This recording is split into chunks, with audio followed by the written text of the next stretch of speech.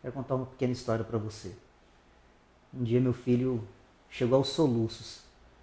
Ele tinha cerca de 7 anos. O motivo do choro era um terrível acontecimento no seu aquário.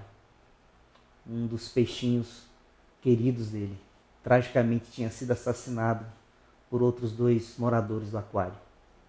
Ver o filho chorar por causa de um peixe de aquário é uma situação muito delicada.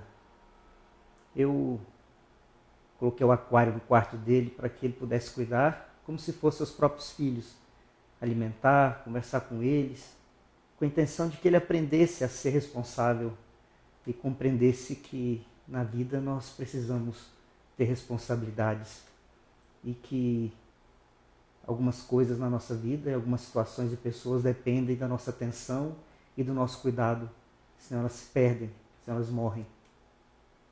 Eu fiquei pensando que com o tempo nós vamos perdendo a sensibilidade. As dores dos outros não nos afetam mais como nos deveriam afetar. As pessoas estão próximas de nós, mas não nos preocupamos com ela. Isaac me ensinou naquele momento que aquilo afetava profundamente suas emoções, que aquilo tocou e sensibilizou seu coração.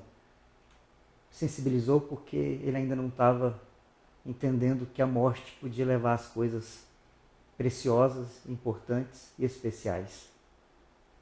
A forma com que Isaac lidou com isso me fez pensar sobre sensibilidade, sobre dor e sobre sofrimento. No outro dia, eu saí e comprei um peixe substituto. Pena que na vida da gente, nem sempre podemos fazer isso com as pessoas que amamos e que a morte leva. É preciso aprender. O aprendizado é difícil, dolorido.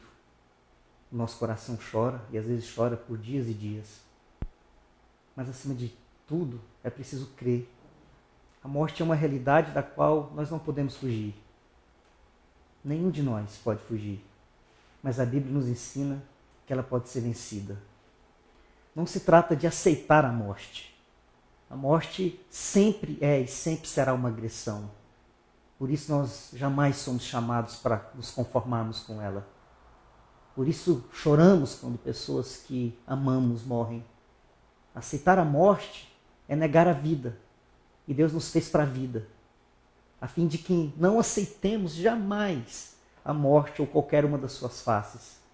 Quer seja pela violência, quer seja pela injustiça, as faces da morte são sempre negativas da vida. E Deus nos criou para a vida e não para a morte. Mas não podemos vencer a morte por nós mesmos.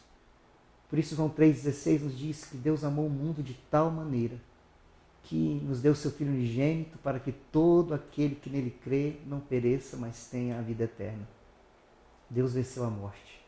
Deus venceu a morte porque Cristo morreu a nossa morte para nos dar a sua vida. A morte também, assim, será sempre vencida por aqueles que creem em Cristo. Salmo 23, Davi diz: ainda que eu ande pelo vale da sombra da morte, tu estás comigo. A certeza que temos quando passamos pelos vales, pelo sofrimento, pelas perdas que nos afetam, é que Ele está conosco, que a sua presença é real, que Ele nos acolhe. Assim como naquele dia de sofrimento, o meu filho deitou no meu colo e transformou o meu colo numa fonte de cuidado e consolo. Ele chorava pela morte de um peixe. E eu, como pai, fui para ele o conforto, o consolo, a presença que ele precisava. E quando você precisa de cuidado e consolo, quem você procura? E a quem você procura?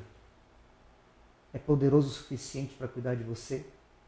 Para cuidar de você hoje, agora, mas cuidar de você por todos os dias da sua vida? Inclusive quando você tiver que encarar a face da morte?